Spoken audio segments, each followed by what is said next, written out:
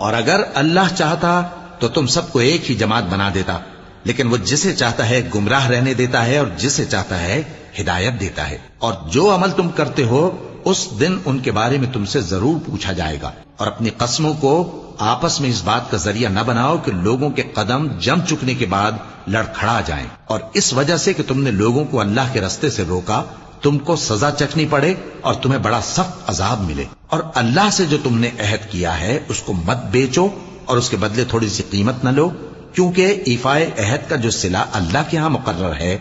وہ اگر سمجھو تو تمہارے لیے بہتر ہے۔ جو کچھ تمہارے پاس ہے